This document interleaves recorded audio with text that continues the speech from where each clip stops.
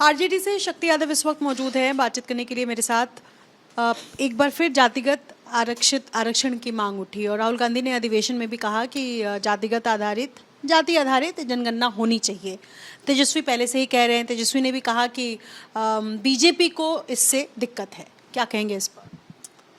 देखिए, जाति आधारित गणना पुरानी मांग है हम लोगों की।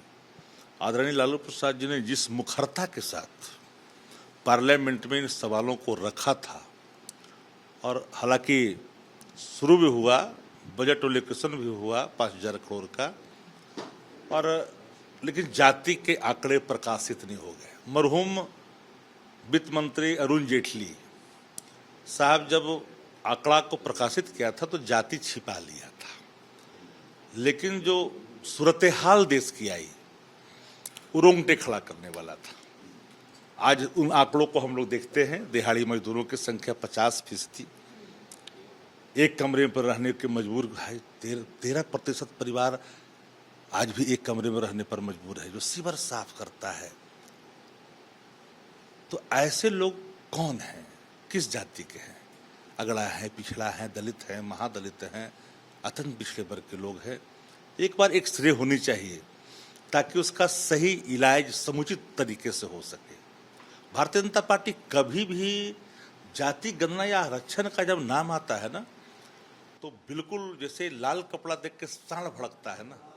आरक्षण और जाति गणना का नाम सुनकर के भाजपा हड़कती है। मैं यूं ही नहीं कहता, आपको कालांतर में जब ले जाए तो मंडल कमीशन के सवाल पर जब इस देश के अंदर में बड़ा आंदोलन हुआ और मंडल कमीशन जब लागू हुआ, उन सिफारिशों में से 2 ही लागू हुए, और सिफारिशों में से जो 2 लागू हुए तो भाई 27% जो आरक्षण लागू हुआ, और शैक्षणिक संस्थानों में नामांकन में भी 27% की बात की गई। पर 2 आप अध्याय 13 में 40 पॉइंट है। मंडल कमीशन के रिकमेंडेशन के अध्याय 13 में 40 पॉइंट है। उन संस्कृतियों को अगर आप देखेंगे तो बाधक क्या है? बाधक है जाति, और उसको आप जब तक समझेंगे नहीं। आज कितने प्रतिशत लोग नौकरियों में हैं आबादी के अनुसार? 50% से अधिक जिसकी आबादी है वो नौकरियों में कहाँ खड़ा है? तो भारतीय जनता पार्टी मंडल कमीशन जब लागू होने की बात आई, 17 महीने की नवजात सरकार को गिरा दिया और कमंडल लेके निकल गया। तो भाजपा का कभी भी प्रेम आरक्षण से नहीं रहा है, आज भी नहीं है, कल भी नहीं था।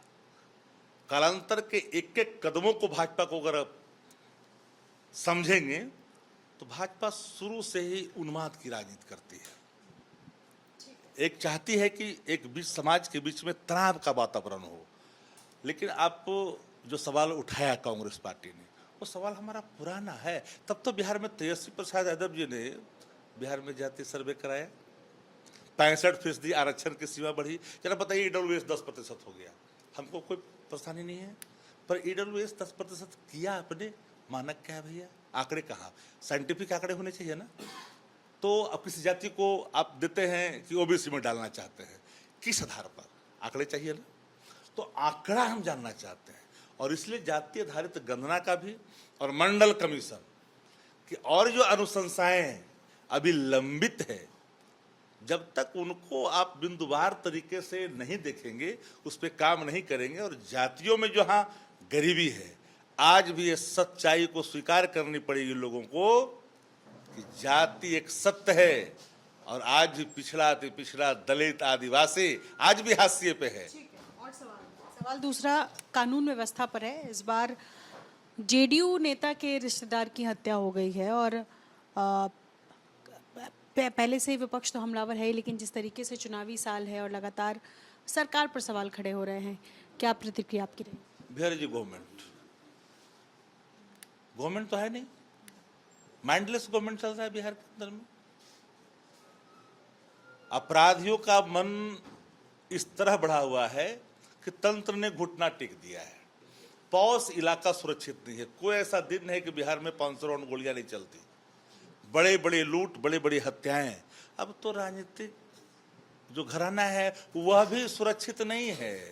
सत्ता प्रतिष्ठान के लोग भी सुरक्षित नहीं है। सुबह में जब कोई निकलता है, शाम को सकुशल वापस लौटेगा कि नहीं लौटेगा, एक मन में संशय रहता परिजनों को। बिहार की हालात ये है, नीतीश कुमार अचेत है, और नीतीश कुमार को अचेतता में और जो रंग भर रही है भाजपा। हर प्रोग्राम में देखिएगा भाजपा का डिप्टी सीएम कहीं ना कहीं सिग्नल चीफ मिनिस्टर को देता रहता है, हाथ हटाता है, हाथ सटाता है, ताकि मीडिया का अट्रैक्शन बना रहे कि नीतीश कुमार अचेत है। यह भी एक रणनीति है। और बिहार में जब देखिएगा कि पूरे तौर पर आज जो नीतीश कुमार की अचेतता जग जाहिर है, भले ही कोई इन बातों को स्वीकारे न स्वीकारे, लेकिन उसका दंश बिहार 14 करोड़ बिहारवासी भुगत रहा है। आज अपराध और भ्रष्टाचार और प्रशासनिक अराजकता बिहार के जो किस्मत में लिख दिया है, इससे बिहार के लोग उभरना चाहते हैं। एक सवाल और है, अश्विनी चौबे ने एक बयान दिया जिसमें उन्होंने कहा कि नीतीश कुमार इतने लंबे समय तक एनडीए के संयोजक के तौर पर रहे हैं, साथ रहे हैं, उनको भारत का उप प्रधानमंत्री बना देना चाहिए। जगजीवन राम के बाद ये दूसरा कोई व्यक्ति होगा जिसको ये सम्मान दिया जाएगा बिहार से। क्या कहेंगे? अश्विनी चौबे जी को हम लोग बच्चा से जानते हैं। बेल में जब वो कूदते थे ना सदन के अंदर में, उस समय से उनकी सब बातों को हम लोग समझते रहे हैं। नीतीश कुमार को बिहार से अलविदा करने के लिए भाजपा कई तरह की बात कर रही है, और भले ही इन बातों को लगता होगा कि लोग नहीं समझ रहा है विपक्ष, जनता दल यू में भी लोग समझ रहे हैं, लेकिन जनता दल यू अब बचा कहाँ? जनता दल यू तो 4 आदमी की पार्टी हो गई है। ललन सिंह, विजय चौधरी, संजय झा और डीके बॉस। कहाँ है आतंक पिछड़ा, कहाँ है दलित, कहाँ है आदिवासी? बताइए, किस सोशल जस्टिस की बात करिएगा, किस आप वहाँ पर न्याय की बात करिएगा, किससे करिएगा? जिस व्यवस्था के खिलाफ समाजवादियों ने कसा था कमर और परिवर्तन लाया था, वो व्यवस्था तो जदयू में कायम हो गया। उसी के खिलाफ तो संघर्ष हुआ था कि भाई मुट्ठी भर लोग ही सत्ता का रसवादर करते रहेंगे, बाकी लोग टुकुर टुकुर देखते रहेंगे, तो आखिर इनका उन्नयन कैसे होगा? तो आप जो अश्विनी चौबे जो बोल रहे हैं, उनके हाथ में क्या है? वो किसी के कहने पर बयान दिए सुर्खियों में बने रहने के लिए। बयान तो दे दिया, लेकिन नीतीश कुमार को ले जाए भाई, बिहार तो माइंडलेस हो ही गया है, देश को ही माइंडलेस कर दो, ले जाओ, क्या दिक्कत है?